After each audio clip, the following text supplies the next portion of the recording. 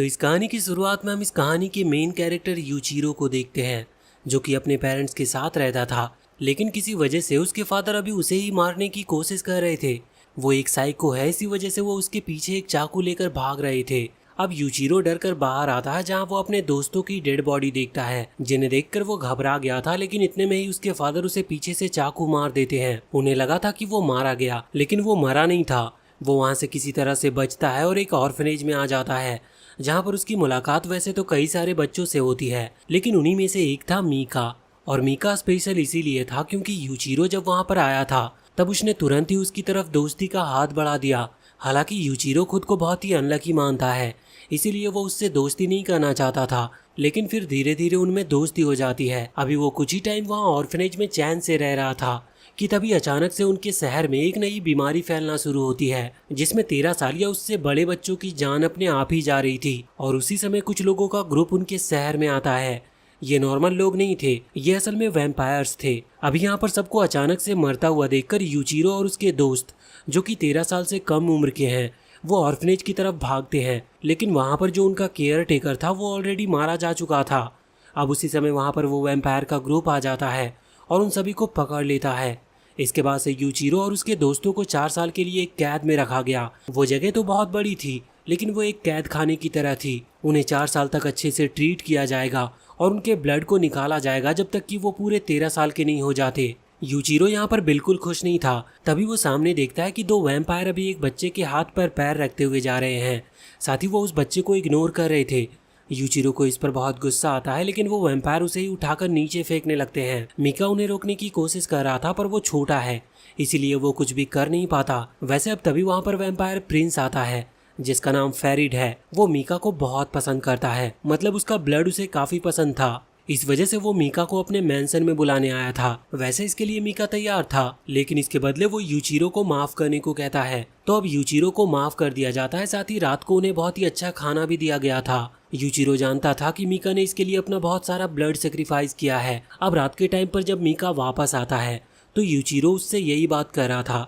मीका बताता है कि वो सिर्फ वहाँ इसीलिए नहीं गया था कि वो यूचिरो को बचाना चाहता है, बल्कि उसके वहाँ पर जाने का एक और कारण है। उसे वहाँ पर अभी एक गन मिली है और साथ ही साथ एक मैप भी, जो कि यहाँ से बाहर निकलने का है। वो सभी को जगाते हैं और निकलने का प्लान बनाते हैं। और जब वो वहाँ से जा रहे थे तो वो बिल्कुल छुप कर निकल रहे थे। उन्हें पहले तो आसपास के रास्ते पता थे, लेकिन जब वो आगे जाते हैं तो उन्हें वहाँ पर आइडिया नहीं था कि उन्हें करना क्या है। अब उसी दौरान उनकी मुलाकात प्रिंस फेरिड से होती है। वो बताता है कि ये सब उसकी चाल थी। वो सिर्फ उन्हें एक होप देना चाहते थे कि वो सब यहाँ से भाग सकते हैं, लेकिन ये सब सच नहीं है। उसे बस इन बच्चों को परेशान करने में मजा आता है। अब वो एक छोटी बच्ची को उठाता और उसका ब्लड पीते हुए उसे तब तक नहीं छोड़ता जब तक कि वो मर नहीं जाती। ये देखकर यूचिरो को बहुत गुस्सा आता है। वो तुरंत ही अपनी गन निकालकर उस पर गोली चलाता है, लेकिन फेरिड उसकी गोली से बच गया था और इसके बाद अब वो बाकी सभी को भी मारने लगा था। आखिर में अकाने बचती है, जिसे यूचिरो पसंद करता है, लेकिन फेरिड उसे भी मार डालता है। यहाँ पर मीका तुरंत ही यूचिरो के हाथ से गन लेते हुए फेरिड पर हमला कर रहा था, लेकिन फेरिड ने उसे भी मारकर नीचे फेंक दिया था। उसी दौरान यूचिरो आगे बढ़ता और मीका के हाथों से गन छीनते हुए दूसरी डायरेक्शन से फेरिड के सर पर गोली मारकर उसे जान से मार डालता है। वैसे अभी मीका पूरी तरह से मरा नहीं था, इसी वजह से यूचिरो उसे भी अपने साथ ले जाने वाला था, पर मीका कहता है कि नहीं, वो उसके प्लान को खराब कर देगा। अगर वो उसे साथ ले गया तो वो रास्ते में ही पकड़े जाएंगे, क्योंकि मीका अब चल नहीं सकता। यूचिरो को उसकी बात माननी पड़ती है और इसके बाद अब वो भागता है। जब वो बाहर के रास्ते पर पहुंच चुका था तो वहां से वो अचानक नीचे की तरफ गिर जाता है, जहां पर चारों तरफ बर्फ ही बर्फ थी। वहां पर उसकी मुलाकात 3 लोगों से होती है। वो सामने जो था वो कहता है कि लगता है तुम उन लोगों से बचकर आ गए हो, अगर तुम हमारी मदद करो तो हम उनमें से कई लोगों को मार सकते हैं। वो यहाँ पर कुछ भी नहीं कहता और तुरंत ही उसे गले लगा लेता है और इसके बाद कहता है कि वो उन सभी वैम्पायर को खत्म कर देगा, भले इसके लिए उसे कुछ भी क्यों ना करना पड़े। अब असली कहानी यहाँ से शुरू होती है। कुछ साल बीत चुके थे। यूचिरो उस आदमी के ग्रुप में ज्वाइन हो चुका है और अब वो एक हंटर बन चुका था और उसकी फाइट अभी मॉन्स्टर्स के साथ चल रही होती है। लेकिन कुछ ही देर के बाद हम उसे एक स्कूल में देखते हैं। उसे अभी सजा मिली हुई थी रूल तोड़ने के लिए। यह स्कूल हंटर्स के लिए बनाया गया है। अगर वो नियम तोड़ते हैं तो उन्हें यहाँ पर आना पड़ता है। यूचिरो यहाँ पर भी मस्ती कर रहा था, जिस वजह से सर कहते हैं कि वो उसे सस्पेंड कर देंगे। यूचिरो तो यही चाहता था, क्योंकि बाहर जाकर वो मॉन्स्टर से लड़ सकता है। लेकिन तभी पीछे की सीट पर बैठी एक लड़की सिनोआ उससे कहती है कि उसे ऐसी गलती नहीं करनी चाहिए, क्योंकि सस्पेंड का मतलब उसे और देर तक यहीं रुकना होगा। वैसे यूचिरो को जो सस्पेंशन मिला है उसे दूर करने का सिर्फ एक ही तरीका है, उसे यहाँ पर किसी एक से दोस्ती करनी है। अब यहाँ पर हमें पहले का सीन दिखाया जाता है जब यूचिरो की मुलाकात उन 3 लोगों से होती है। वो जो पहला वाला लड़का था वो बताता है कि वो डीमन आर्मी में हेड है और उनका काम इन वैम्पायर को खत्म करना है। उसका नाम गुरेन था। उसने यूचिरो को ऑफर किया था कि वो उन्हें ज्वाइन कर सकता है, जिसके बाद यूचिरो ने उनके साथ हाथ मिला लिया। अभी करंट टाइम में यूचिरो सोच रहा था कि गुरेन बहुत बड़ा धोखेबाज है। उसने तब मुझे ज्वाइन तो करवा लिया, लेकिन अब मैं यहाँ स्कूल में बैठा हूँ और मैंने तो अभी तक किसी वैम्पायर को मारा भी नहीं है। तभी सिनोआ उससे कहती है कि अगर उसे सस्पेंशन से बाहर निकलना है तो उसे ना चाहते हुए भी किसी के साथ दोस्ती करनी होगी। यूचिरो कहता है कि वो गुरेन से बात करे और उससे कहे कि उसे वैम्पायर को खत्म करना है, ना कि दोस्ती करनी है। पर फिर सिनोआ उसे एक लेटर दिखाती और बताती है कि ये गुरेन ने उसे दिया है। अगर उसे यहाँ से निकलना है और एक वैम्पायर हंटर बनना है तो उसे दोस्ती तो करनी पड़ेगी। अब वो लोग वहाँ उस स्कूल से वापस लौट रहे थे क्योंकि स्कूल की छुट्टी हो चुकी थी, लेकिन नीचे आते वक्त यूचिरो को उसी की क्लास का एक लड़का यूची दिखता है। उसे अभी कुछ दूसरे बच्चे परेशान कर रहे थे। वो आगे जाकर उसे बचाने वाला था, पर तभी सिनोआ बताती है कि वो इनसे लड़ नहीं सकता, वरना ये भी रूल तोड़ने जैसा ही होगा। अब इसी वजह से यहाँ पर यूचिरो की भी पिटाई हो जाती है बाद में, लेकिन वो यूची को वहाँ से ले गया था। वो पूछता है कि वो लड़के तुम्हें मार क्यों रहे थे, जिस पर वो बताता है कि वो डीमन आर्मी को ज्वाइन करना चाहता है। इसका मतलब उसे वैम्पायर से लड़ना है, क्योंकि वैम्पायर ने उसकी बहन को मारा था और वो उसका बदला लेना चाहता है। लेकिन वो कमजोर है, इसी वजह से वो लड़का यामानाका उसे मार रहा था। यूचिरो कहता है कि तुम सच में कमजोर हो, लेकिन तभी अब उन्हें एक धमाके की आवाज आती है। उन्हें पता चलता है कि एक वैम्पायर वहां पर आई है। यूचिरो को ये अच्छा मौका लगता है एक वैम्पायर को खत्म करने का, और इसी वजह से वो निकल पड़ता है। उसने कुछ वेपन्स छुपा रखे थे, वो वेपन्स को निकालता और तुरंत क्लासरूम में आ जाता है, क्योंकि उसे पता था कि वो उसे वहीं मिलेगी। वो वैम्पायर अभी एक लड़की के ब्लड को पीने ही वाली थी और उसे जान से मारने ही वाली थी, लेकिन तभी यूचिरो वहां पर पहुंचता है और उस लड़की को बचा लेता है। वैसे अभी वहां पर वो लड़का यामानाका भी था जो कि अभी यूची को पीट रहा था। वो बहुत डरा हुआ था। यहाँ पर यूचिरो उस वैम्पायर लड़की पर हमला करना शुरू करता है। लड़ाई के दौरान यूचिरो ने उसके हाथ को भी काट दिया था, लेकिन वो वैम्पायर लड़की फिर से अपने हाथ को जोड़ लेती है। इसके बाद फिर से उनमें लड़ाई शुरू होती है। यूचिरो उस पर कई हमले करता है, लेकिन वो खुद को हील करते जा रही थी। उसकी एनर्जी खत्म होने वाली थी, इसी वजह से वो फिर से उस लड़की के पास आती है जिसे उसने शुरुआत में पकड़ा था। वो उसके ब्लड को पीने वाली थी, लेकिन तभी वहाँ पर यूची आ जाता है और उसे दूर हटा देता है। लेकिन अब वो यूची को मारने वाली थी, लेकिन तभी यूचिरो सामने आकर उसे बचाता है। ये देखकर उस वैम्पायर लड़की को बहुत गुस्सा आ गया था। वो यूचिरो पर हमला करती है और उसे लेकर वहाँ खिड़की से नीचे कूद जाती है, लेकिन उसी दौरान यूचिरो ने अपनी तलवार उसे मार दी थी। पर वो बताती है कि वो इमोर्टल है, वो कभी मर नहीं सकती। तभी वहाँ पर गुरेन आता है जो कि अपने खास स्वॉर्ड से उसे मार देता है। असल में उसके पास एक स्पेशल स्वॉर्ड है जिससे वो वैम्पायर को खत्म कर सकता है। अभी यहाँ पर यूचिरो उससे रिक्वेस्ट कर रहा था कि वो उसे अपने साथ ले चले, पर गुरेन कहता है कि नहीं, उसे पहले एक दोस्त बनाना होगा। उसी दौरान वहाँ पर यूची आ जाता है जो कि अभी छलांग लगाते हुए आ रहा था, जिस वजह से वो आकर सीधा यूचिरो के ऊपर गिरता है और इससे वो बेहोश हो गया था। हालांकि तभी सिनोवा वहां पर आकर गुरेन से कहती है कि यूचिरो का दोस्त बन चुका है और इसीलिए अब गुरेन को अपना प्रॉमिस निभाना होगा। अगले सीन में हॉस्पिटल में वो बता रही थी कि यूचिरो को मून डीमन आर्मी में एक्सेप्ट कर लिया गया है और साथ ही यूची भी उसके साथ आ सकता है उसका दोस्त बनकर। अब अगले दिन यूचिरो फिर से स्कूल में था, जहाँ पर उसकी मुलाकात उसी लड़की से होती है जिसकी उसने जान बचाई थी। वो अभी उसे एक लेटर देने के लिए आई थी, लेकिन यूचिरो उस लेटर को पढ़े इसके पहले ही वो वहाँ से भाग जाती है। अब तभी वहाँ पर सिनोआ आती है जो कि उसे चिढ़ा रही थी। हालांकि यूचिरो कहता है कि मैंने अब जब डीमन आर्मी ज्वाइन कर ली है तो आखिर यहाँ स्कूल में मैं क्या कर रहा हूँ। सिनोआ बताती है कि तुम्हारी ट्रेनिंग अभी तक पूरी नहीं हुई, तुम्हें अब यहाँ पर वैम्पायर एक्सटर्मिनेशन यूनिट के बारे में बताया जाएगा। वो तभी अपने हाथों से एक चाबी निकालती है जो कि एक डीमन था। वो डीमन एक वेपन में बदल जाता है। वो कहती है कि तुम्हें इसी तरह का वेपन मिलेगा। यूचिरो तुरंत ही अपनी तलवार निकालकर उससे लड़ने के लिए तैयार था। वो सोच रहा था कि वो उसके वेपन को छीन करके वैम्पायर से लड़ सकता है, पर सिनोआ बताती है कि उसके वेपन को वो यूज नहीं कर सकता क्योंकि उन्हें खुद के वेपन मिलते हैं जो कि उनके ऑर्डर को फॉलो करे और उनकी बात माने। लेकिन यूचिरो फिर भी उससे लड़ रहा था उसकी स्ट्रेंथ को देखने के लिए, पर यूचिरो को पता चलता है कि वो बहुत ही ज़्यादा ताकतवर है और उसका कोई भी अटैक उस पर काम नहीं करता। यहाँ तक कि सिनोआ तो अभी अपनी पूरी पावर का इस्तेमाल भी नहीं कर रही थी। अब कुछ देर के बाद उनकी मुलाकात उसी लड़के यामानाका से होती है। वो कहता है कि उन्हें उनकी हेल्प चाहिए। वो माफ़ी भी मांग रहा था। असल में जो उसका तीसरा साथी था वो फॉरबिडन चेम्बर में चला गया है। यहाँ पर सिनोआ यूचिरो को बताती है कि ये वही जगह है जहाँ पर वैम्पायर एक्सटर्मिनेशन यूनिट के न्यू मेंबर की ट्रेनिंग की जाती है। हालांकि वहाँ पर डीमंस रहते हैं इसलिए वो जगह खतरनाक है, लेकिन यूचिरो नहीं सुनने वाला था। वो तुरंत वहाँ पर पहुँचता है। अभी सिनोआ उसे रोक रही थी और कह रही थी कि यहाँ पर जो लोग पहले से जा चुके हैं इनके पास डीमन की पावर है और सिर्फ वही वहाँ पर जा सकते हैं, और अगर दूसरे गए तो उन पर डीमन हावी हो जाएगा। और यही सेम चीज उस यामानाका के दोस्त के साथ हुई थी। लेकिन फिर भी अब यूचिरो उस पर हमला करता है। वो उसके वेपन को लेने की कोशिश कर रहा था क्योंकि ये वेपन वो खास वेपन है जिसके अंदर डीमन की पावर है। सिनोआ उसे ऐसा करने से मना करती है क्योंकि इससे यूचिरो डीमन के कब्जे में आ जाएगा, पर वो उसकी बात नहीं मानता।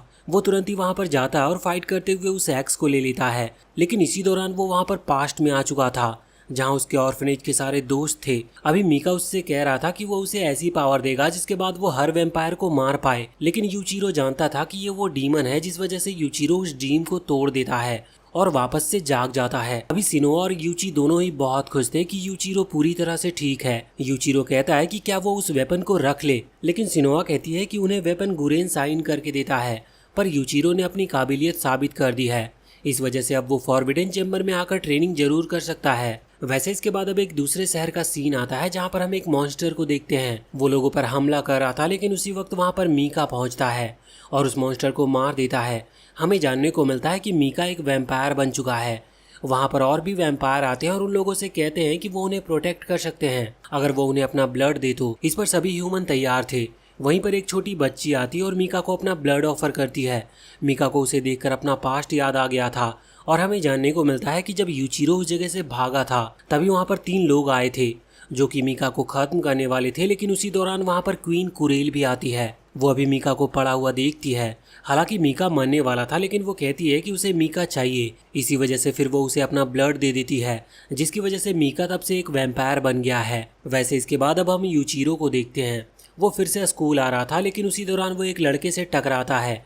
वो लड़का इतना गुस्से वाला था कि वो तुरंत ही उसे एक पंच मार देता है। हालांकि वो उसे जवाब नहीं देता। बाद में यूची और सिनोआ उससे पूछ रहे थे कि उसके चेहरे पर कैसे चोट लगी, लेकिन वो बताता नहीं कि उसकी फाइट हुई थी। अब इसके बाद वो अपनी क्लास में पहुंचता है जो कि अभी गुरेन लेने वाला था। यहाँ पर पहले तो वो एक स्पीच देता और इसके बाद अपनी सीट पर जाता है, लेकिन वहाँ उस सीट पर वही लड़का बैठा था जिसने यूचिरो को मारा था। अब यूचिरो को भी गुस्सा आ रहा था, इस वजह से उन दोनों में फाइट होती है। लेकिन गुरेन उन दोनों को ही पीटते हुए वहाँ से दूर फेंक देता है और कहता है कि उन्हें क्लास में नहीं लड़ना चाहिए। वैसे बाद में उनकी मुलाकात एक नई इंस्ट्रक्टर से होती है जो कि उनका एक टेस्ट ले रही थी। इसमें उन्हें 2 लोगों की टीम बनाकर कुछ रोबोटिक टाइप मॉन्स्टर से लड़ना है। यहाँ पर सभी की टीम बन जाती है, लेकिन यूचिरो को कोई भी नहीं मिला था और आखिर में सिर्फ किमीजुकी ही बचा हुआ था। इसी वजह से उसे किमीजुकी के साथ ही टीम बनानी पड़ती है। फाइट के दौरान अचानक से किमीजुकी को पता चलता है कि उसकी बहन की तबीयत बहुत खराब है, जो कि अभी हॉस्पिटल में है। लेकिन वो फाइट पर ध्यान दे रहा था, पर यूचिरो कहता है कि तुम पागल हो क्या, तुम्हें अभी वहाँ जाना चाहिए। अब अगले सीन में हम देखते हैं कि वो वहाँ पर पहुँच चुका था। डॉक्टर बताते हैं कि अभी तो उसकी सिस्टर ठीक है, लेकिन वो वायरस उसकी बॉडी पर हावी हो रहा है। अब बाद में यूचिरो और किमीजुकी दोनों ही इस बारे में बात कर रहे थे क्योंकि उनके हाथ बंधे हुए हैं, इसी वजह से वो दूर नहीं जा सकते थे। आज पूरे दिन उन्हें इसी तरह से हाथ बांध कर रहना होगा, इसी वजह से उनकी दोस्ती हो जाती है। अगले सीन में हम देखते हैं कि जब यूचिरो के हाथ खुल चुके थे तो वो वहां पर आकर गुरेन पर हमला कर देता है। वो उससे डिमांड करता है कि उसे एक वेपन चाहिए जो कि वैम्पायर को खत्म कर पाए। गुरेन उससे कहता है कि ठीक है, वो उसे वेपन दे देगा, लेकिन अगले ही अटैक में उसने यूचिरो को बेहोश कर दिया था। यूचिरो जब वापस लौटता है तो उसे लगता है कि गुरेन मजाक कर रहा है, लेकिन सिनोआ उसे बताती है कि गुरेन कभी अपनी प्रॉमिस नहीं तोड़ता। अगले दिन जब गुरेन उनकी क्लास में आता है तो यूचिरो वेपन की डिमांड करता है और वहीं किमीजुकी भी अपने लिए एक वेपन की डिमांड कर रहा था। पर उसी टाइम गुरेन उनको मारते हुए कहता है कि पहले उन्हें अपने गुस्से पर काम करना चाहिए। वैसे वो इंस्ट्रक्टर से पूछता है कि क्या उनके हिसाब से कोई ऐसा है जिसे इस वेपन टेस्ट के लिए चुना जा सके, तो वो बताती है कि यूची को चुना जा सकता है क्योंकि उस पर डीमन स्पिरिट्स की एनर्जी का कोई असर नहीं होता। टेस्ट लेने के लिए गुरेन ने अपनी तलवार नीचे लगा दी थी। सभी बच्चे बेहोश हो जाते हैं और सिर्फ कुछ ही बच्चे खड़े हुए थे, जिनमें से एक यूची भी था।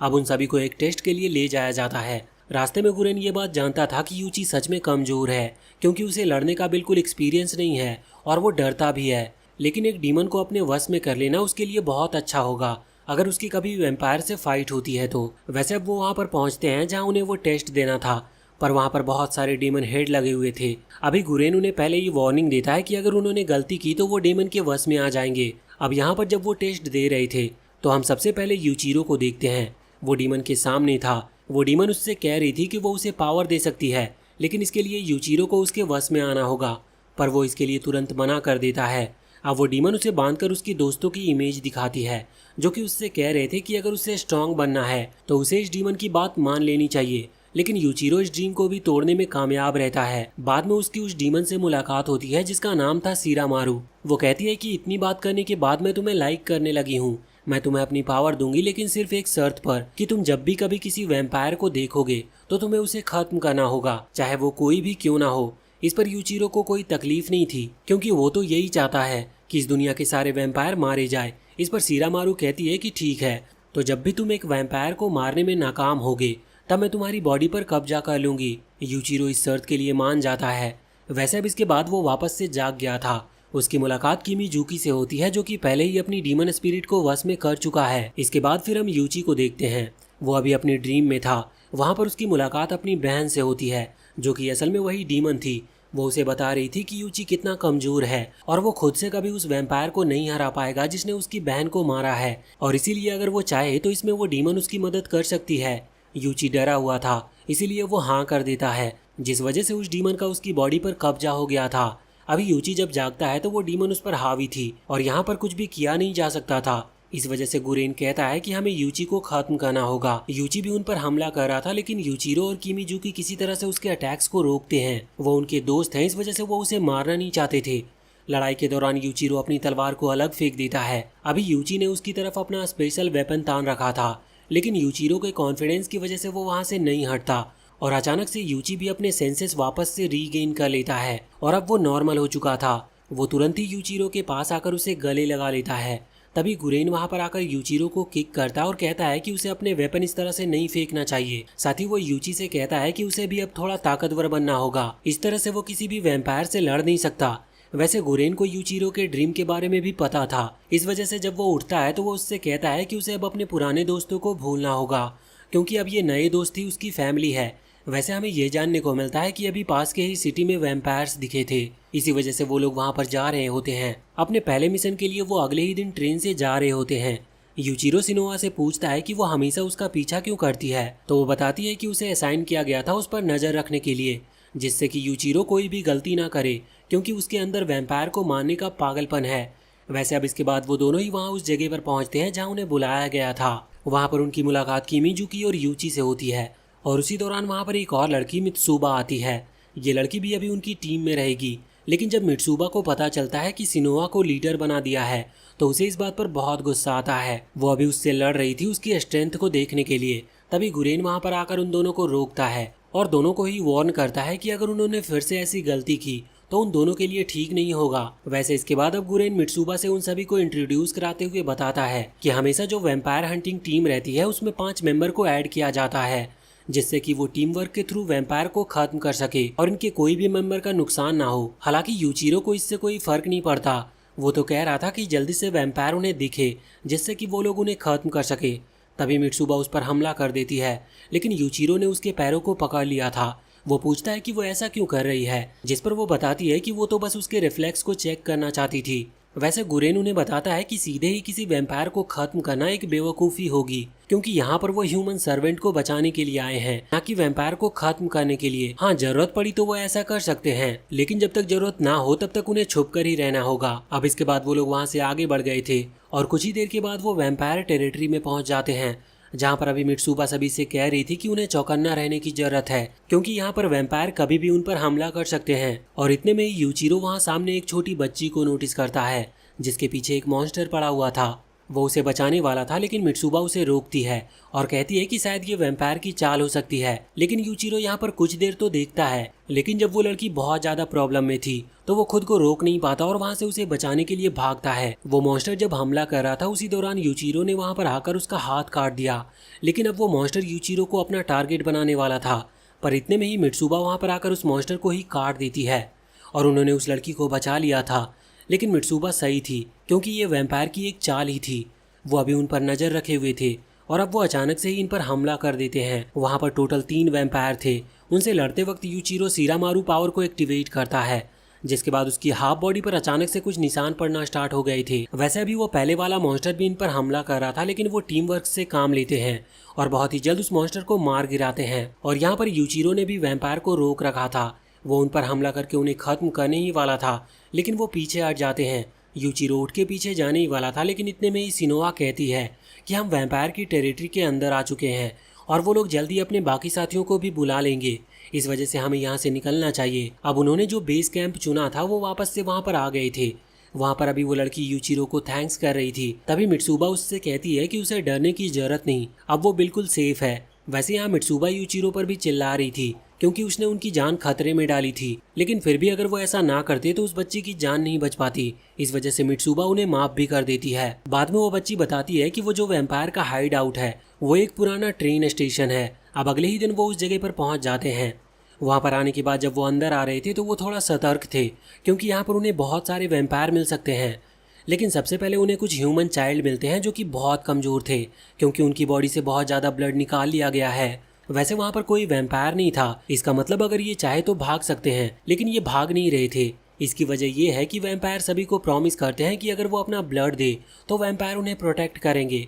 इसी वजह से कुछ ह्यूमन इस चीज़ के लिए हाँ भी कर देते हैं। वैसे अब आगे बढ़ते हुए उन्हें एक वैम्पायर दिखता है। मित्सुबा कहती है कि सभी तैयार हो जाओ, लेकिन उसके इतना कहने से पहले ही यूचिरो अपनी तलवार लेकर आगे बढ़ चुका था और वो एक ही अटैक के साथ उस वैम्पायर को खत्म कर देता है। मित्सुबा को बहुत गुस्सा आता है क्योंकि यूचिरो को ऐसी जल्दीबाजी नहीं करनी चाहिए, लेकिन तभी यूचिरो उसे अपनी तरफ खींचता है। उसके पीछे एक और वैम्पायर था और वो उस पर भी हमला करते हुए उसे भी बीच से स्लाइस कर देता है। लेकिन अब तभी वहाँ पर वैम्पायर का एक और ग्रुप आ गया था और उसके साथ साथ यहाँ पर 3 और वैम्पायर पीछे की तरफ से आ जाते हैं जो कि छुपे हुए थे। इन्हें जानने को मिलता है कि शायद उस लड़की ने हमसे झूठ कहा था। वो वैम्पायर बताते हैं कि ये उनकी चाल थी, उन्होंने जानबूझकर उस लड़की को इनके साथ भेजा, अगर वो सच कहती तो उसकी फैमिली मारी जाती, इसी वजह से उसने झूठ कहा। अब यहाँ पर लड़ाई शुरू हो गई थी। उन वैम्पायर का जो लीडर था वो अभी मित्सुबा को गले से पकड़ लेता है, लेकिन ये लोग फिर भी लड़ते जा रहे थे। वो सभी मिलकर काम करते और उन वैम्पायर को बहुत ही जल्द हरा देते हैं। साथ ही यूचिरो ने हमला करते हुए उस लीडर को भी मार दिया था। हालांकि पूरे वैम्पायर अभी मारे नहीं गए थे, लेकिन मित्सुबा बच चुकी थी। अभी बहुत सारे वैम्पायर उन्हें घेरे हुए थे और यहाँ पर एक और राउंड फाइट होती है और फिर हम देखते हैं कि शाम तक उन्होंने सभी को मारकर उन सभी बच्चों को बचा भी लिया था। वो उन सभी को वापस कैंप लेकर आते हैं जहाँ पर वो छोटी बच्ची जिसने झूठ कहा था वो यूचिरो से माफ़ी मांग रही थी, लेकिन यूचिरो उससे कहता है कि कोई बात नहीं, तुमने ये सब अपनी फैमिली को बचाने के लिए किया। अब वो यहाँ से चली जाती है। तभी मित्सुबा वहाँ पर आकर यूचिरो से थैंक यू कहती है क्योंकि उसने उसकी जान बचाई थी। हालांकि फिर वो वहाँ से चली जाती है। अब अगले दिन हम देखते हैं कि अभी किमीजुकी एक कार के वायर को जोड़ रहा था। ये कार वहाँ पर ऐसे ही पड़ी हुई थी और किस्मत से वो चालू भी हो जाती है। यूचिरो पूछता है कि क्या तुम इसे ड्राइव कर सकते हो, लेकिन किमीजुकी कहता है कि उसे ड्राइव करना नहीं आता, इसीलिए अब यूचिरो ही ड्राइविंग सीख रहा था, जिस दौरान वो कई बार उस कार को ठोकता है। हालांकि फिर वो इतनी ड्राइव तो सीख चुका था कि एक कैंप से दूसरे कैंप तक वो सभी को ले जा सके, इसीलिए अभी वो कार में बैठकर जा रहे थे। उसी दौरान उनके सामने एक वैम्पायर आ जाता है। यूचिरो नोटिस करता है कि ये बहुत ही हाई रैंक वैम्पायर था। अभी गाड़ी रुक नहीं रही थी, इसीलिए ये लोग गाड़ी से कूद जाते हैं और वो वैम्पायर उस गाड़ी को अपने एक ही हाथ से रोककर इनकी तरफ ही फेंकता है, जिसके बाद वो गाड़ी ब्लास्ट हो गई थी। हालांकि इससे इन्हें चोट नहीं लगी थी, पर अब अचानक से उस वैम्पायर ने हमला करना शुरू कर दिया था और किसी तरह से यूचिरो उसकी तलवार पर हमला करते हुए उसे वहां से दूर फेंक देता है। ये लोग सोच रहे थे कि शायद ये मिलकर उसे हरा देंगे, लेकिन इतने में ही 2 और वैम्पायर वहां पर आते हैं। यहाँ पर यूचिरो कह रहा था कि हम उन तीनों को नहीं हरा सकते, हमें यहाँ से निकलना होगा, लेकिन सिनोआ कहती है कि अगर हमने भागने की कोशिश की तो हम वैसे भी मारे जाएंगे, इसीलिए हमें अपनी पूरी ताकत लगाकर लड़ना होगा। तभी यहाँ पर वो दोनों जो नए वैम्पायर आए थे उनमें से एक लड़की उस पहले वाले वैम्पायर से कहती है कि वो फेरिड उसे बुला रहा है, इसीलिए हमें अभी जाना होगा। वो वैम्पायर तुरंत ही यहाँ पर यूचिरो के पीछे आ जाता है और उससे कहता है कि ये फाइट हम फिर कभी कंटिन्यू करेंगे, और इतना कहकर वो वहाँ से चला जाता है। सिनोआ खुश थी क्योंकि वो हाई रैंक वैम्पायर को हरा नहीं सकते थे, फिर भी उनकी जान बच गई थी।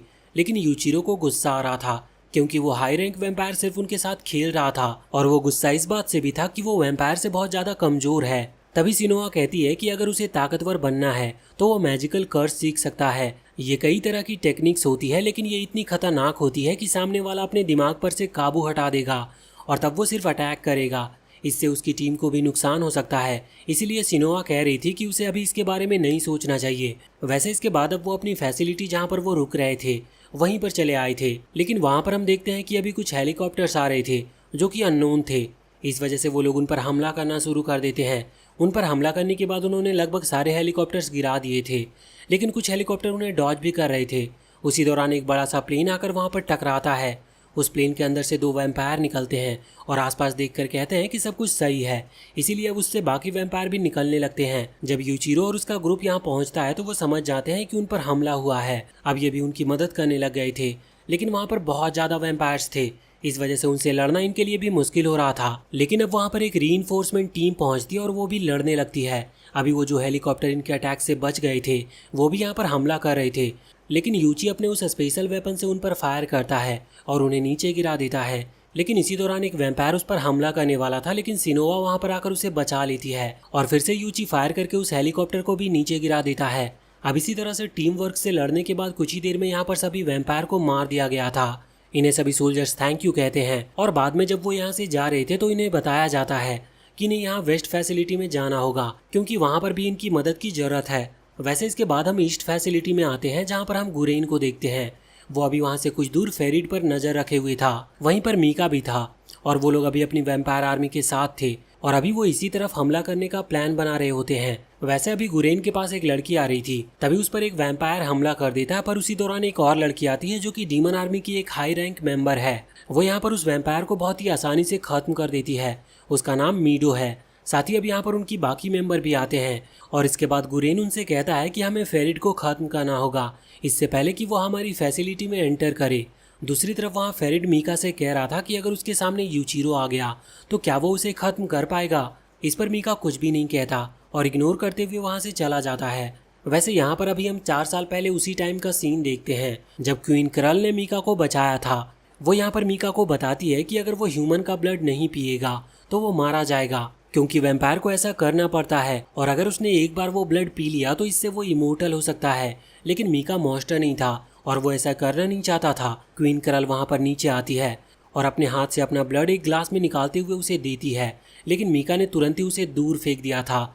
करल कहती है कि ठीक है, तो फिर अगर तुम्हें मरना है तो तुम मर सकते हो, और इसके बाद वो वहाँ से जाने लगी थी। लेकिन तभी मीका उसका हाथ पकड़ता और उसके हाथ से ब्लड पीने लगता है। वैसे इसके बाद हम वापस से करंट टाइम में देखते हैं कि यूचिरो और उसका पूरा ग्रुप अभी दूसरी फैसिलिटी में जा रहे थे एक बैकअप के तौर पर। उसी दौरान सिनोआ सभी को कुछ गोली दिखाती है, जो गोली खाने के बाद उनकी पावर बढ़ जाएगी।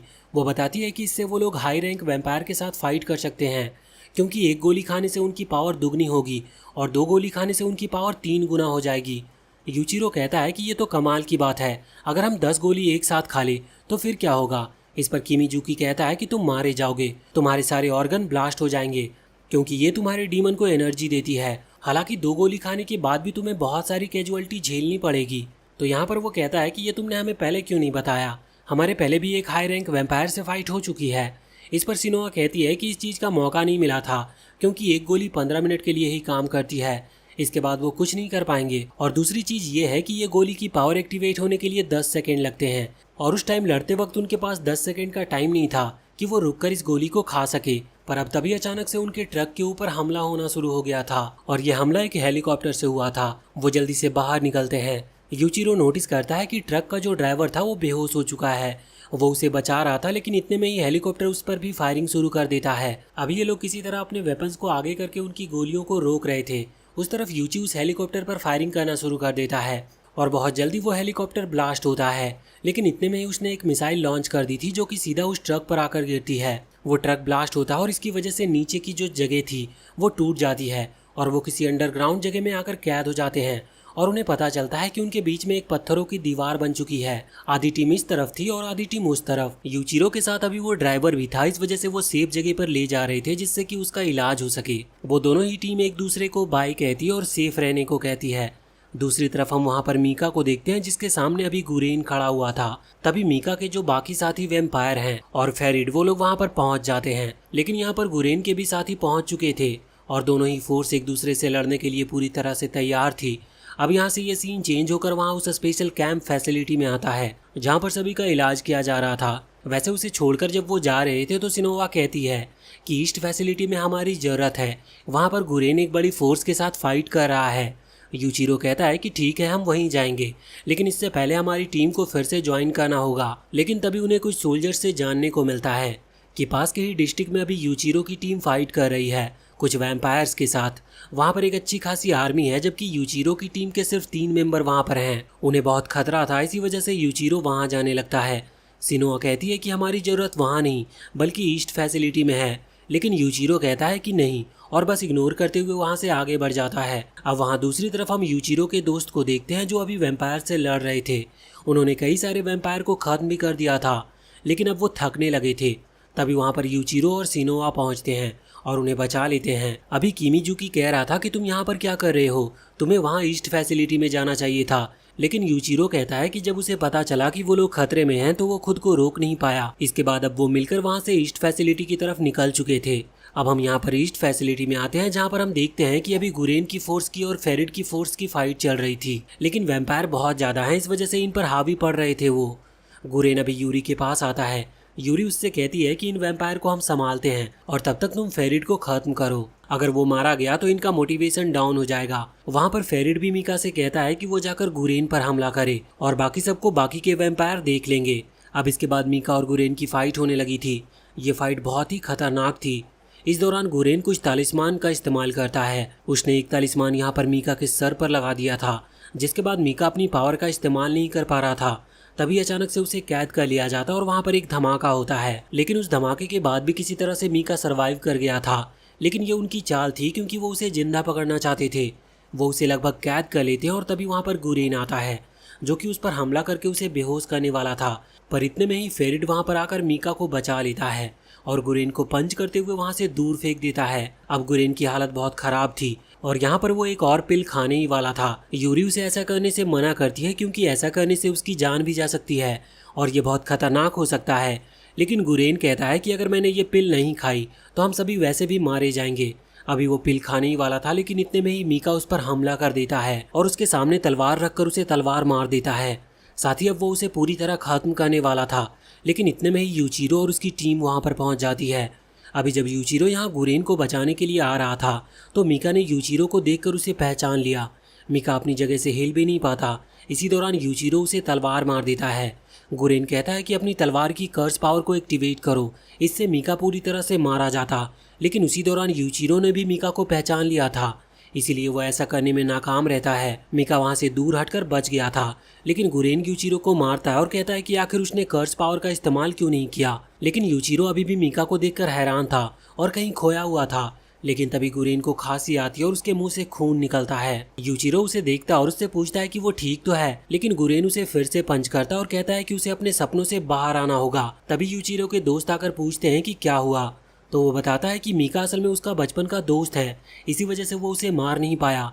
अभी मीका और यूचिरो एक दूसरे की तरफ बढ़ रहे थे, लेकिन तभी फेरिड वहां पर आकर मीका से कहता है कि ह्यूमन तुम्हें मैनिपुलेट करने की कोशिश कर रहे हैं, तुम यूचिरो को मार दो। लेकिन इस चीज से मीका को गुस्सा आ जाता है और वो तुरंत ही फेरिड की गर्दन पकड़ लेता है। फेरिड कहता है कि ठीक है, हम यूचिरो को नहीं मारेंगे, मैं उसे अपने जैसा ही वैम्पायर बनाऊंगा। लेकिन इस पर भी मीका हाँ नहीं करता।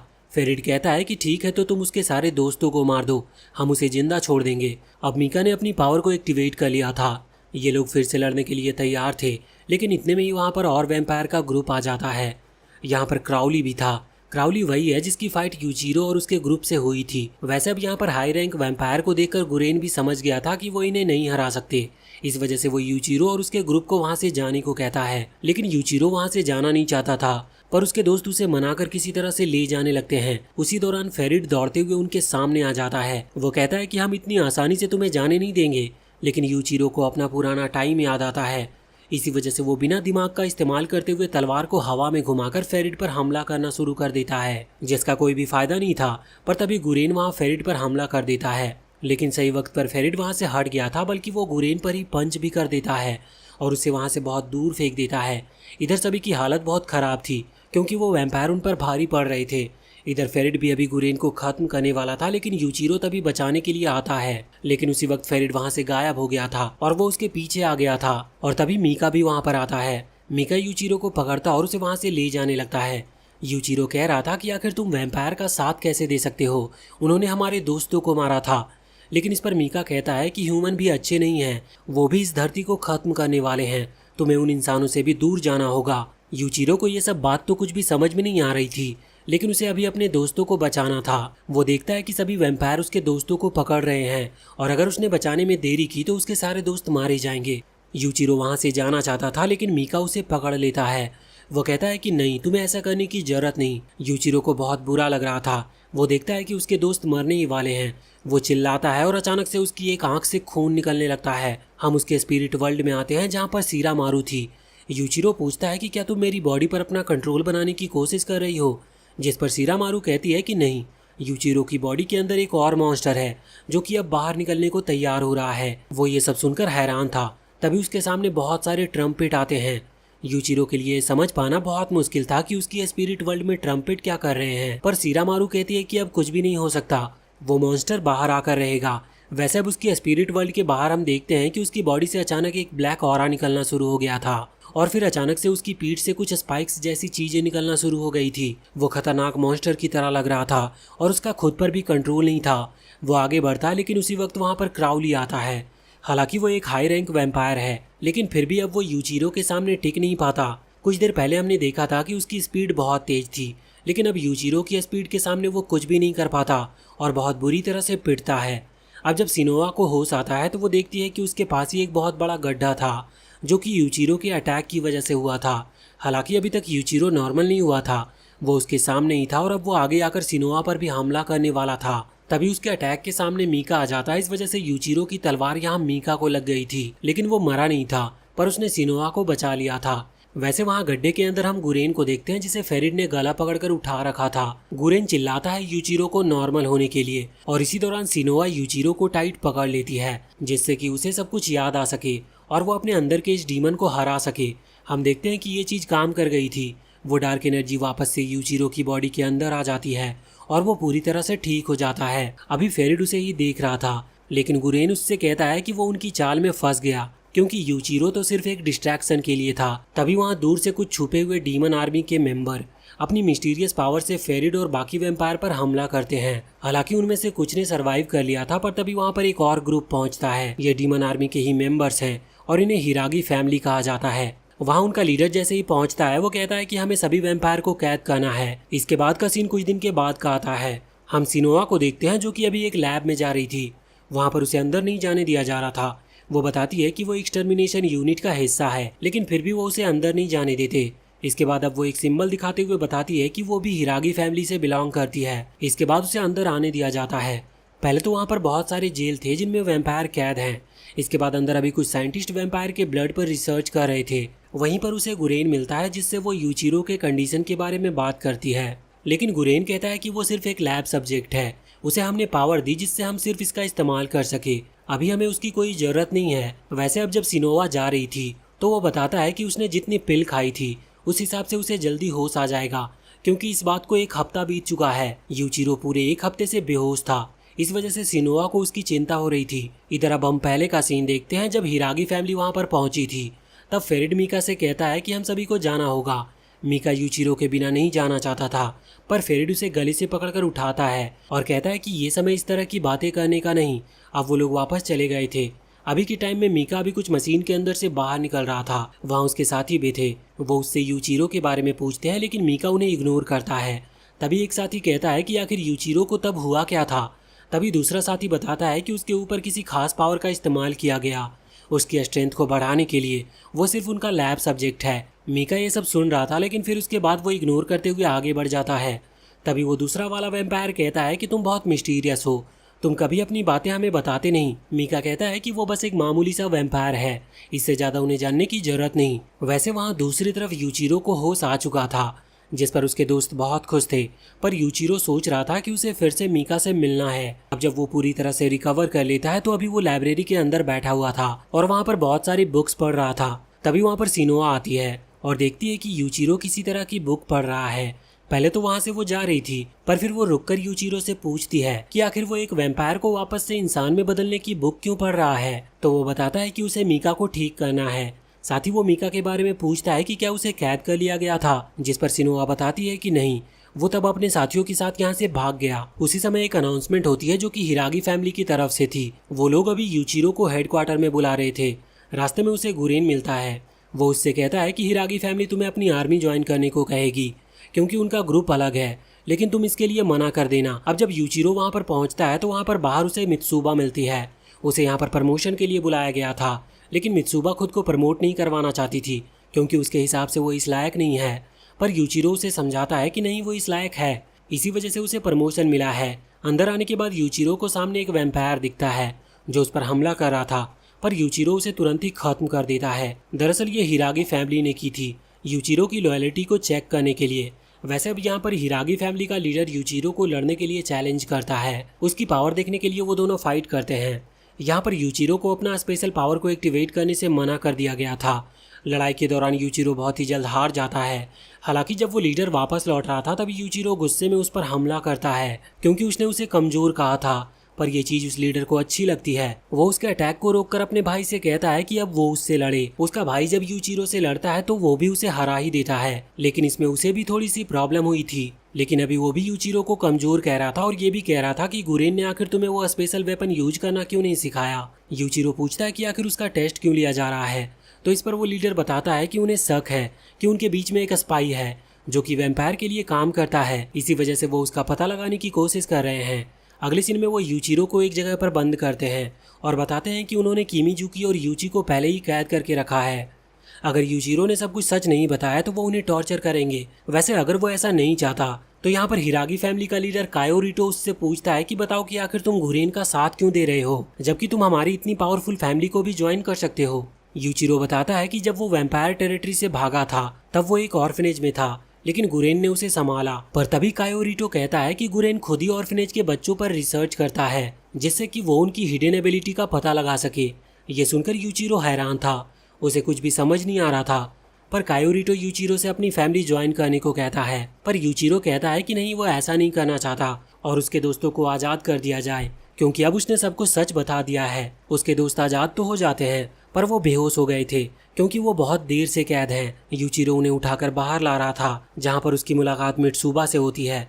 वो पूछती है कि क्या हुआ, तो वो उसे सच नहीं बताता। तभी वहाँ पर गुरेन आता है। यूचिरो उसके पास आता है और उससे कहता है कि वो उसकी हिडन पावर को कैसे एक्टिवेट कर सकता है। साथ ही वो ये भी कहता है कि उसने हिरागी फैमिली को मना कर दिया है, लेकिन इसके बदले गुरेन को मीका को बचाना होगा। इसके बाद हम उन वैम्पायर के पास आते हैं जहाँ पर हम मीका को देखते हैं। वो भी बहुत प्रॉब्लम में था क्योंकि वैम्पायर बनने के बाद से उसने कभी भी किसी इंसान का खून नहीं पिया है और वैम्पायर को ये चीज़ बहुत ज़रूरी होती है। वो अभी खुद पर कंट्रोल नहीं कर पा रहा था। तभी सामने फेरिड एक छोटे से बच्चे को गले से उठाता और मीका से कहता है कि वो इसका ब्लड पी सकता है। मीका तुरंत वहाँ से भागता है और फेरिड का हाथ पकड़कर उसे वहाँ से जाने को कहता है। फेरिड चला गया था। मीका से वैसे तो खुद पर कंट्रोल नहीं हो रहा था, लेकिन वो किसी तरह से खुद को संभालता है। इधर यूचिरो के पास सिनोआ उन सभी को बताती है कि अगर वो अपनी डीमन से मिलना चाहते हैं और उसके साथ एक बॉन्ड क्रिएट करना चाहते हैं तो इसके लिए उन्हें अपने उस डीमन की एनर्जी का ही इस्तेमाल करते हुए अपने हाथ को काटना होगा। तभी वहाँ पर कुछ मॉन्स्टर आते हैं जिन्हें यूची ने बहुत ही आसानी से हरा दिया था क्योंकि उसे अपनी वैम्पायर के स्पेशल एबिलिटी को अनलॉक कर लिया है। उसके साथ एक अच्छा बॉन्ड बनाकर अब यूचिरो भी तुरंत ही अपनी तलवार की पावर को एक्टिवेट करता है और अपने हाथ पर कट लगा लेता है, जिसके बाद वो अचानक से ही बेहोश हो गया था। हालांकि इससे पहले उसकी आंख लाल हुई थी और उसकी आंखों से खून भी निकल रहा था। वो सपने में वहाँ पर सबसे पहले वाला सीन देखता है जहाँ उसके फादर ही उसे मारना चाहते थे, पर वो किसी तरह से उस सपने से बाहर आता है। जिसके बाद अभी वो सीरामारू के सामने था। सीरामारू उस पर हमला करने वाली थी क्योंकि यूचिरो कहता है कि मैं कभी भी तुम्हें अपनी बॉडी पर कंट्रोल नहीं करने दूंगा, लेकिन तभी जब वो हमला कर रही थी तो यूचिरो अपनी तलवार को वहीं पर फेंक देता है। वो कहता है कि मैं तुमसे लड़ूंगा भी नहीं क्योंकि मुझे तुमसे नहीं लड़ना। वो सीरामारू से हेल्प मांगता है मीका को बचाने के लिए और इसके बदले वो सीरामारू का दोस्त बनेगा। सीरामारू इसके लिए तैयार थी और उससे उनके बीच एक बॉन्ड बनता है और यूचिरो वापस से अब जाग गया था। उसके बाद किमीजुकी की बारी थी। वो भी अपने सपने में आता और अपनी डीमन के साथ फाइट करता है। हालांकि उसके डीमन ने उसके चेस्ट में अपनी वो तलवार घुसा दी थी, लेकिन फिर भी किमीजुकी हार नहीं मानता और फिर से तलवार उठाते हुए हमला करता है। उसने भी अपने डीमन को हरा दिया था और उसके पास भी वो स्पेशल एबिलिटीज आ चुकी थी। वो जाकर यूचिरो पर हमला कर देता है। वो कहता है कि वो यूचिरो और खुद की पावर को टेस्ट करना चाहता है और यहाँ पर अब उनमें फाइट होती है, जिस दौरान किमीजुकी अपनी नई नई टेक्निक्स का इस्तेमाल करता है और सेम वैसा ही यूचिरो भी कर रहा था। अभी अगले दिन यूचिरो, किमीजुकी और यूची तीनों ही गर्ल्स डॉर्म में आते हैं जहाँ पर सिनोआ और मित्सुबा रहती है। वहाँ पर आने के बाद अभी वो बैठकर बातें कर रहे थे जिस दौरान सिनोआ बताती है कि आगे होने वाले वॉर में वो किसका साथ दे, या तो वो गुरेन का साथ दे सकती है या फिर हिरागी फैमिली का। उन्हें किसी एक को ही चुनना होगा। गुरेन इतना ताकतवर नहीं है, इसी वजह से टीम थोड़ी चिंता में थी। वैसे अभी हमें दूसरा सीन दिखाया जाता है जहाँ पर यूचिरो अभी सिनोआ से माफी मांग रहा था, क्योंकि उसे पता चल चुका था कि उस दौरान वो एक मॉन्स्टर में बदला था जिस दौरान उसकी मुलाकात पहली बार मीका से हुई थी। तब उसने सिनोआ पर भी हमला किया था। सिनोआ उसे माफ कर देती है। वैसे अभी गुरेन और हिरागी फैमिली में भी उन्होंने गुरेन को चुना था। यूचिरो कहता है कि उसने मेरी मदद की थी, इस वजह से मैं उसे धोखा नहीं दे सकता, और वैसे भी मुझे मीका को बचाना है। इसके लिए मुझे वैम्पायर वर्ल्ड के हिडन सीक्रेट्स को भी पता लगाना होगा। इसी वजह से मैं हिरागी फैमिली के साथ नहीं जाना चाहता। अब यहाँ पर उसकी पूरी टीम उसे सपोर्ट करती है और गुरेन का साथ देने का डिसाइड करती है। इधर वहीं मीका क्वीन के पास आता है। वो क्रल से कहता है कि आखिर वैम्पायर लॉर्ड यूचिरो को क्यों पकड़ना चाहते हैं। तो क्रल कहती है कि ये तुम्हारे सोचने का काम नहीं है, लेकिन इस पर मीका को गुस्सा आता और वो हमला कर रहा था। पर क्रल उसके अटैक को रोकते हुए कहती है कि वो उसे कभी नहीं हरा सकता। वो कहती है कि बहुत जल्द एक वॉर होने वाली है, अगर तुम यूचिरो को उससे पहले बचा सको तो बचा लो, वरना बहुत बड़ी प्रॉब्लम हो जाएगी। मीका प्रॉमिस करता है कि वो यूचिरो को बचाएगा। इस तरफ यूचिरो और उसका ग्रुप एक न्यू फैसिलिटी की तरफ चले गए थे। रास्ते में उन्हें बहुत खतरनाक बड़े बड़े मॉन्स्टर मिलते हैं, लेकिन अब वो इतने ताकतवर हो चुके हैं कि उन मॉन्स्टर को हराना उनके लिए कोई बड़ी बात नहीं थी। पर इस चीज़ से वहाँ फैसिलिटी में लेट पहुँचते हैं। वहाँ पर गुरेन था। वो उन्हें देख लेता और इन पर चिल्लाता है कि आखिर ये लेट क्यों हुए।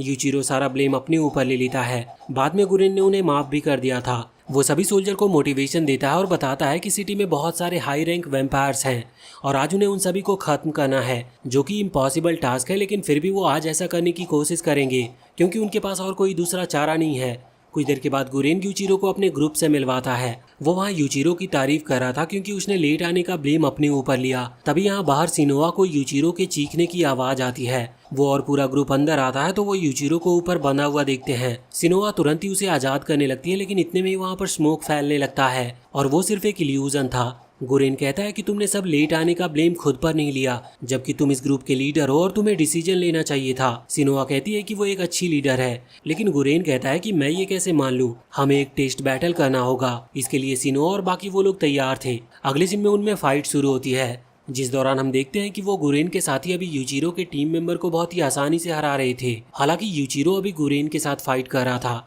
जिस दौरान गुरेन उसके सर पर एक तलिस्मान लगा देता है। इससे यूचिरो अपनी स्पेशल पावर्स का इस्तेमाल नहीं कर सकता था, लेकिन वो तुरंत ही गुरेन की तरफ भागता है क्योंकि जैसे ही ये तलिस्मान ब्लास्ट करेगा तो वो मारा जा सकता है। इसीलिए वो गुरेन के पास भाग रहा था क्योंकि इस सिचुएशन में सबसे सही डिसीजन वही है। उसी समय वो दूसरा लड़का हमला करता है, पर यूचिरो उसके अटैक को रोक लेता है। तभी गुरेन ने यूचिरो के सिर पर से उस तलिस्मान को हटा दिया था। साथ ही इससे यूचिरो बेहोश हो चुका था। बाद में वो सिनोआ से कहता है कि उसका ग्रुप किसी काम का नहीं, वो कभी भी एक हाई रैंक वैम्पायर को हरा नहीं पाएंगे। सिनोआ और बाकी लोग भी इससे उदास थे। वहीं इधर हम मीका को देखते हैं। उसकी खून की प्यास और भी ज्यादा बढ़ते जा रही थी। अभी कुछ बच्चे एक दूसरी जगह पर ले जाए जा रहे होते हैं। उसका साथी वैम्पायर कहता है कि उसे कुछ ना सोचते हुए इनका ब्लड कंज्यूम कर लेना चाहिए और इसी में उसका फायदा है, लेकिन मीका वहां से चला जाता है। वहां पर छुपकर वो अभी क्वीन क्रल का दिया हुआ ब्लड पी रहा था, जो कि उसने ऐसे ही सिचुएशन के लिए स्टोर करके रखा है। हालांकि वो भी काम नहीं कर रहा था क्योंकि उसे इंसानी खून चाहिए। वो भागता और उन बच्चों को पकड़ता है, लेकिन तभी उसे होश आ गया था। इसी वजह से वो उन्हें कुछ भी नहीं करता और जाने देता है। वैसे इस तरफ यूचिरो की ग्रुप की मुलाकात अभी नारुमी के ग्रुप से होती है। वो भी उसके ग्रुप को कमजोर कह रहा था, लेकिन सिनोआ कहती है कि वो कमजोर नहीं है। वैसे दूसरी तरफ हम देखते हैं कि यूची और सिनिया, जो कि वही लड़का है जो स्पिरिचुअल टाइगर्स का इस्तेमाल कर सकता है, वो अभी एक टावर के ऊपर छुपे हुए थे क्योंकि उन्हें एक नोबल वैम्पायर का पता चला है। यूचिरो और नारुमी का ग्रुप एक साथ उस पर हमला करेंगे और ये दोनों यहाँ से उन्हें बैकअप देंगे। अभी ने वो नोबेल वैम्पायर पहले मिल चुका था। ये हमला करते हैं, लेकिन नोबेल वैम्पायर पहले इस चीज़ का पता लगा लेता है और अपने बटलर को आगे कर देता है। उसी दौरान यूचिरो और नारुमी के ग्रुप ने हमला कर दिया था। वो नोबेल वैम्पायर बहुत ताकतवर था। वो सभी को अकेले ही संभाल रहा था, पर उसे भी इस चीज में तकलीफ हो रही थी। और प्रॉब्लम तब बढ़ जाती है जब उसका एक हाथ कट जाता है और किमीजुकी उस हाथ को अपनी पावर से वेपराइज कर देता है। इससे उस नोबेल वैम्पायर को बहुत गुस्सा आता है। वो हमला करने के लिए आगे बढ़ रहा था, पर तभी वहाँ पर यूची और सीनिया आ गए थे। वो वैम्पायर जानता था कि वो मारा जाने वाला है, हालांकि वो किसी के हाथों नहीं मरना चाहता था। इसी वजह से वो उनसे ही उनकी तलवार छीनते हुए खुद को मार लेता है। दूसरी तरफ वहाँ गुरेन ने भी एक नोबेल वैम्पायर को हरा दिया था। तभी वहाँ पर एक लड़का आता है। वो बताता है कि उनकी भी फाइट एक नॉर्मल वैम्पायर से हुई। वो बहुत खतरनाक है, उसे हराना लगभग नामुमकिन है। यहाँ पर गुरेन समझ गया था कि ये शायद क्राउली की चाल हो सकती है। वो उन्हें ट्रैप में फंसाने की कोशिश कर रहा है। इसी वजह से वो वहाँ से वापस निकलता है सभी टीम को रीज्वाइन करने के लिए। दूसरी तरफ वहाँ पर नारुमी अभी एक दूसरी टीम को देखता है जो बहुत मुश्किल से बचकर आई थी। वह हैरान थी कि नारुमी की टीम पूरी तरह से सेफ कैसे है। नारुमी यहाँ पर यूचिरो के ग्रुप के बारे में बताता है। वो कहता है कि इन्हीं की मदद से हमने उस नोबेल वैम्पायर को हराया, वरना तो वो बहुत ही ताकतवर था। अब तभी वहाँ पर गुरेन आता है। वो कहता है कि अब हम नोबेल्स पर हमला नहीं करेंगे, हमें उन सर्वाइवर को बचाना है जिन्हें वैम्पायर्स ने पकड़ रखा है। गुरेन हारा ग्रुप से कहता है कि वो लोग यहीं रुके, जब दूसरी टीम आ जाएगी तो उन्हें डायरेक्शन गाइड करते हुए वापस लौट जाए, क्योंकि उनकी टीम की हालत काफी खराब थी। अब हारा वहीं पर रुकती है। दूसरी टीम कुछ देर में वहाँ पर आ गई थी, लेकिन तभी वहाँ पर वैम्पायर के हेलीकॉप्टर्स आना शुरू होते हैं। आहारा उन्हें शूट करती है जिससे कि वो दूसरी टीम को बचा सके, लेकिन उसके अंदर से कुछ वैम्पायर नीचे आ गए थे। उनमें मीका भी था। मीका आहारा को उठाकर नीचे गिरा देता है। वो जानती थी कि ये लोग उन्हें जिंदा पकड़ना चाहते हैं, इसी वजह से वो अपने सभी साथियों से कहती है कि वो खुद को मार सकते हैं, जिसके बाद वो एक गोली खाते हैं और मारे जाते हैं। और अब आहारा भी ऐसे ही करने वाली थी, लेकिन मीका उसे रोक लेता है। मीका उससे यूचिरो के लोकेशन के बारे में पूछता है, लेकिन आहारा ये सुनकर शॉक थी। मीका ने ये चीज बहुत धीरे से पूछी थी। आहारा कुछ नहीं बताती तो मीका वहाँ से जाने लगता है, पर तभी वो उसकी गर्दन पर चाकू रख देती है और वो उसे धीरे से बताती है कि वो सभी डीमन आर्मी के मेंबर के साथ शायद क्राउली की तरफ गया है, सभी सर्वाइवर को आजाद कराने के लिए। वैसे इसके बाद मीका ने उसे टाइट पकड़ के नीचे गिरा दिया था। वो वहाँ से जा रहा था, लेकिन उसके साथी कहते हैं कि हमें इसे ले चलना चाहिए, लेकिन इससे आहारा को गुस्सा आता है। वो उन पर शूट करने वाली थी, पर तभी मीका घूमते हुए उसे बीच में से काट देता है। वहाँ दूसरी तरफ गुरेन और बाकी सभी उस जगह पर पहुँचते हैं जहाँ क्राउली है, तो वहाँ वो सभी इंसानों को बंधा हुआ देखते हैं। ये सिर्फ एक ट्रैप था, इस वजह से वो डायरेक्ट हमला नहीं करते, वो छुपकर हमला करते हैं। लेकिन अभी गुरेन की फाइट डायरेक्ट ही क्राउली के साथ हो जाती है। वो एक हाई रैंक वैम्पायर है, इसलिए उसे हराना लगभग इनके लिए नामुमकिन था। तभी यहाँ पर सीनिया आता है, लेकिन गुरेन और सीनिया मिलकर भी दोनों क्राउली को हरा नहीं पा रहे थे। उनकी हालत बहुत खराब थी और वो भागने की कोशिश भी करते हैं, लेकिन क्राउली उन्हें पकड़ लेता है। सीनिया ने इस दौरान कई बार अपने उस स्पिरिचुअल टाइगर का इस्तेमाल भी किया था, जिससे उसकी एनर्जी खत्म होती है, लेकिन क्राउली को कुछ भी नहीं होता। अब वहाँ पर यूचिरो का ग्रुप आता है। उसका ग्रुप पूरा कोशिश करता है कि वो सीनिया और गुरेन दोनों को ले जा सके, लेकिन गुरेन को खुद क्राउली ने अपने एक हाथ से पकड़ रखा था। वो लोग किसी तरह से सीनिया को वहाँ से दूर हटा लेते हैं। यूचिरो गुरेन को भी बचाना चाहता था, लेकिन सीनिया कहता है कि नहीं, हमारे पास भागने के अलावा और कोई चारा नहीं है। इसी वजह से यूचिरो को थोड़ा बहुत लड़कर वहाँ से निकलना पड़ता है। वैसे अब तभी वहाँ पर गुरेन की टीम भी आ चुकी थी। वो अपने इल्यूजन पावर का इस्तेमाल करते हुए इन्हें ट्रैप करने की कोशिश भी करते हैं, पर वो भी क्राउली के सामने टिक नहीं पा रहे थे। और साथ ही साथ अब क्राउली के 2 और असिस्टेंट भी वहाँ पर आ गई थी, जिन्हें हराना नामुमकिन था। इसी वजह से गुरेन कहता है कि तुम लोगों को यहाँ से निकलना होगा। हालांकि वो अपने दोस्तों को धोखा नहीं देना चाहते थे, पर सिचुएशन के हिसाब से उन्हें यही डिसीजन लेना पड़ता है। बाहर उनकी मुलाकात वहाँ यूचिरो और बाकी सभी से होती है। अभी यहाँ पर सीनिया तो यूचिरो पर बहुत गुस्सा था उसके एक्शंस को लेकर, पर यूचिरो कहता है कि उसे गुरेन को बचाना है, क्योंकि वैम्पायर वर्ल्ड से निकलने के बाद सिर्फ गुरेन ने ही उसे सहारा दिया था। वो उसे इस तरह से धोखा नहीं दे सकता। वो यहाँ पर वो खास 2 पिल खाने वाला था जिनसे उनकी पावर बढ़ती है। मित्सुबा और सिनोया उसे रोकने की कोशिश करते हैं, लेकिन वो ऐसा कर नहीं पाते, क्योंकि यूचिरो ने वो पिल्स खा ली थी। इसके बाद उसकी पावर बढ़ती है, लेकिन अचानक से वो बेहोश हो गया था। वैसे इसके बाद अब वो अपनी स्पिरिट वर्ल्ड में आ गया था, जहाँ पर वो सीरामारू से हेल्प मांगता है गुरेन को बचाने के लिए। लेकिन सीरामारू कहती है कि वो पहले ही मारा जा चुका है, अब तुम क्या करोगे। लेकिन ऐसा वो यूचिरो के लिए कह रही थी, क्योंकि उसने 2 पिल्स एक साथ खा ली है। वो बताती है कि सिर्फ एंजल्स उसे जिंदा रखने की कोशिश कर रहे हैं, लेकिन यहाँ पर यूचिरो को कुछ भी ज़्यादा समझ नहीं आ रहा था।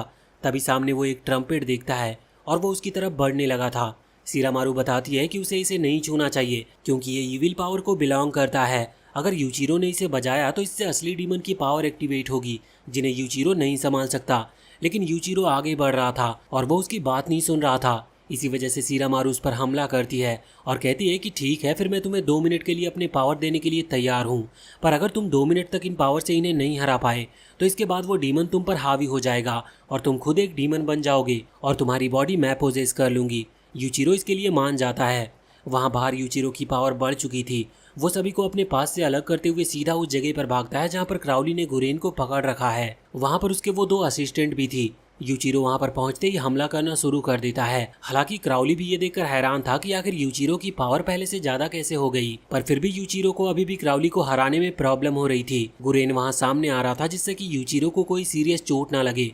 वो उससे कहता है कि उसे यहाँ से चले जाना चाहिए क्योंकि वो क्राउली को कभी हरा नहीं सकता, पर यहाँ पर यूचिरो किसी की भी सुन नहीं रहा था। अब इस लड़ाई के दौरान हम देखते हैं कि 2 मिनट कंप्लीट होने वाले थे, जिस वजह से यूचिरो का सींग भी बाहर आ गया था। वो पूरी तरह से एक डीमन में बदलने ही वाला था, लेकिन इसके पहले ही वहाँ पर एक कॉफिन आ जाती है। ये कॉफिन किमीजुकी ने अपनी पावर की मदद से क्रिएट किया था। इसके अंदर एक डीमन है। वो उस डीमन के थ्रू यूचिरो को पकड़ता है और उसे उस कॉफिन के अंदर बंद करके उसे वहाँ से ले जाने लगता है।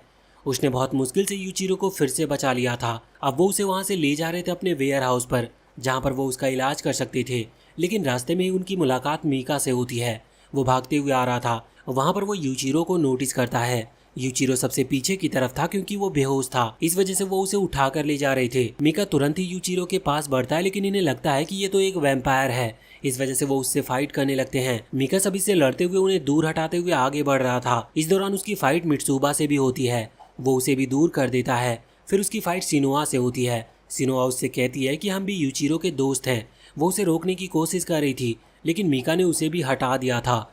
इस लड़ाई में मीका को बहुत सारी चोटें लगती है, लेकिन किसी तरह से वो यूचिरो के पास पहुंच चुका था। अभी सिन्या और बाकी सभी हमला करने ही वाले थे और उनके सामने मीका टिक नहीं सकता था, लेकिन तभी अचानक से सिनोआ आगे आकर उनके अटैक को रोक देती है। उन्हें समझ नहीं आता कि आखिर वो एक वैम्पायर का साथ क्यों दे रही है, लेकिन तभी सिनोआ मीका से कहती है कि वो यूचिरो को यहाँ से लेकर जाए।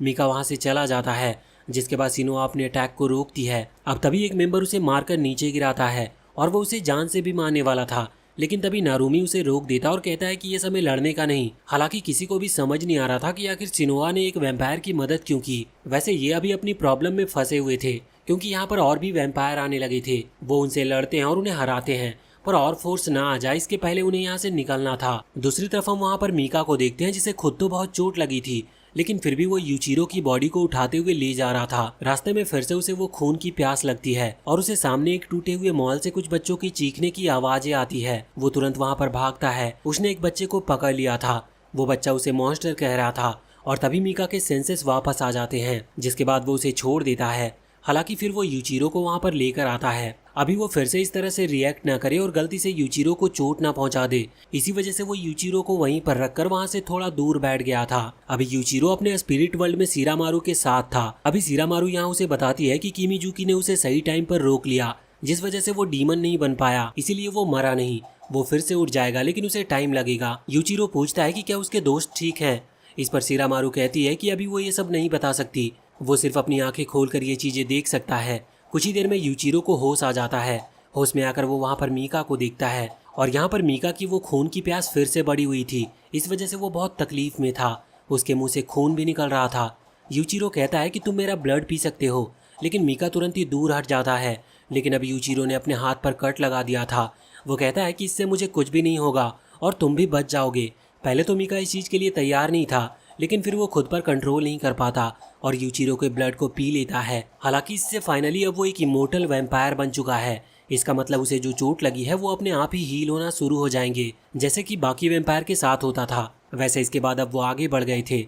रास्ते में मीका यूचिरो को समझाने की कोशिश करता है कि उसे अब इंसानों से दूर रहना होगा, क्योंकि वो उसका फायदा उठाना चाहते हैं। लेकिन यूचिरो अभी अपने दोस्तों को ही ढूंढ रहा था। अब वैसे तो मीका थोड़ा फोर्सफुली भी उसे मनाने की कोशिश करता है, लेकिन जब यूचिरो नहीं मानता तो मीका फाइनली उसे बताता है कि वो नियरेस्ट फैसिलिटी की तरफ गए होंगे। अब वो दोनों ही वहाँ पर जाने लगे थे एक गाड़ी का इस्तेमाल करते हुए। रास्ते में मीका बता रहा था कि इंसान और वैम्पायर यूचिरो को सेम रीजन की वजह से पकड़ना चाहते हैं। वो चाहते हैं कि वो उसके मिस्टीरियस पावर का इस्तेमाल करे। वैसे वहाँ दूसरी तरफ नियरेस्ट फैसिलिटी पर पहुँचने के बाद सभी सिनोआ पर गुस्सा कर रहे थे, यहाँ तक कि वो उस पर हमला भी कर रहे थे, पर सिन्या सभी को रोक देता है। वो कहता है कि हमें किसी को मारने की परमिशन नहीं है और इस तरह की सिचुएशन में तो बिल्कुल भी नहीं, क्योंकि हम नहीं चाहते कि हमारे ही लोग कम हो जाए। अभी नियरेस्ट फैसिलिटी पर कोई भी नहीं था, जबकि वहाँ पर और भी लोगों का होना जरूरी था, तभी तो उन्हें इंस्ट्रक्शन मिलेगी। उसी समय सिन्या कहता है कि हमें कुछ सोचना होगा, क्योंकि हमें गुरेन को भी रेस्क्यू करना है। जब तक यहाँ पर दूसरी स्क्वाड नहीं आती तब तक हम इस चीज पर प्लानिंग कर सकते हैं कि आखिर हम गुरेन को कैसे बचाएंगे। वहाँ दूसरी तरफ गुरेन को अभी बहुत मारा जा रहा था। वो उससे पूछ रहे थे कि उनके जो साथी है वो कहाँ पर छुपे हैं, लेकिन गुरेन उन्हें कुछ भी बता नहीं रहा था। हालांकि कुछ देर पिटने के बाद वो बेहोश भी हो जाता है और बेहोशी में वो अपने डीमन को सामने देखता है। वो कह रही थी कि अगर वो चाहे तो वो उसे अपनी पावर दे सकती है जिससे गुरेन यहाँ से बचकर निकल जाएगा। इस पर गुरेन ने हाँ कर दी थी। वो अपनी डीमन की पावर का इस्तेमाल तो करता है, लेकिन वहीं पर क्वीन क्रल भी आ जाती है जो कि बहुत ही आसानी से गुरेन को हरा देती है। साथ ही वो उससे पूछती है कि आखिर उसके दोस्त कहाँ छुपे हैं।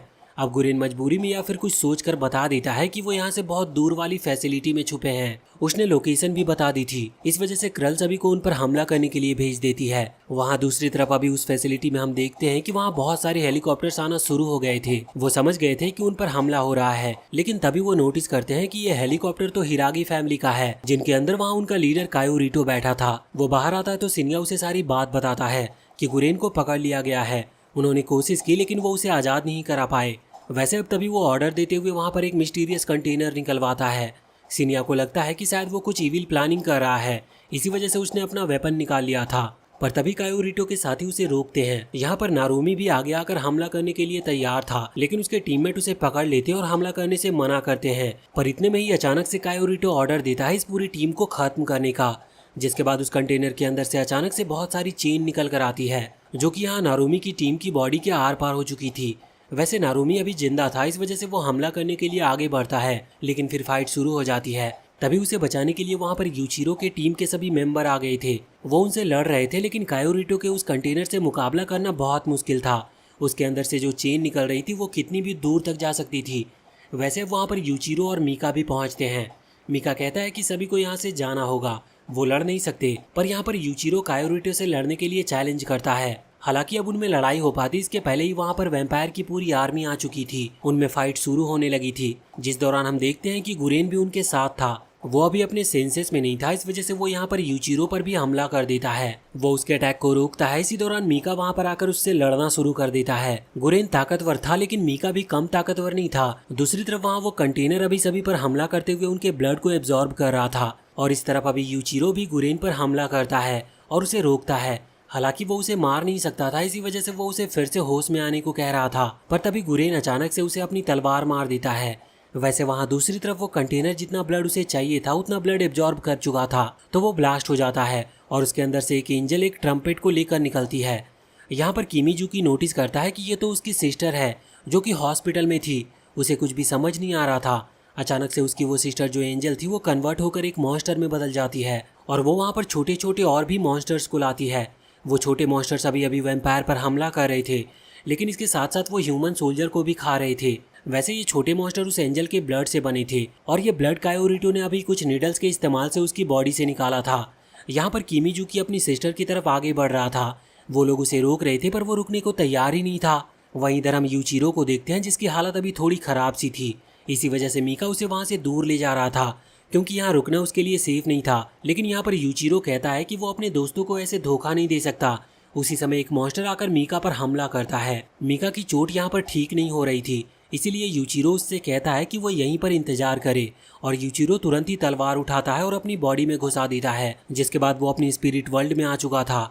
वहाँ सीरामारू उससे कहती है कि अब हम कुछ भी नहीं कर सकते, लेकिन तभी यूचिरो वहाँ उस इविल ट्रम्पेट के पास आता है, जिसे बजाने के लिए सीरामारू ने उसे मना किया था। यहाँ पर वो उसे उठाता और उसे बजाने लगता है, जिसके बाद अचानक से उसकी बॉडी से फिर से वही डार्क और वो स्पाइक्स निकलना शुरू हो जाते हैं, और वो फिर से पहले की तरह एक मॉन्स्टर में बदल चुका था। वो यहाँ उस एंजल पर हमला करता और बहुत ही जल्द उसे हरा भी देता है, और इसी दौरान वो नीचे कायोरिटो पर भी हमला करता है। कायोरिटो को लग रहा था कि वो यूचिरो को रोक लेगा, लेकिन वो वहाँ से दूर जाकर गिर गया था। हालांकि यूचिरो ने अपनी पावर का कुछ ज्यादा ही इस्तेमाल कर लिया था, इस वजह से अब वो वहीं पर बेहोश हो गया था। तभी वहाँ पर क्वीन क्रल मीका से कहती है कि वो किसी भी तरह से यूचिरो को बचाए, लेकिन अब तभी वहाँ पर क्राउली और फेरिड आ गए थे। वो यहाँ पर क्रल पर हमला करते हैं और फेरिड किसी तरह से क्रल पर जंप करते हुए उसके ब्लड को पीना शुरू कर देता है। यहाँ पर क्रल अनकॉन्शियस हो गई थी, या तो वो मारी गई या बेहोश हुई है, इस चीज हमें बताई नहीं जाती। लेकिन फेरिड कहता है कि अब से वो वैम्पायर का नया लॉर्ड बन चुका है, इसका मतलब अब सभी उसी के ऑर्डर को मानेंगे। वैसे वहाँ दूसरी तरफ सिनोआ और बाकी सभी ने यूचिरो और किमीजुकी को उठा लिया था।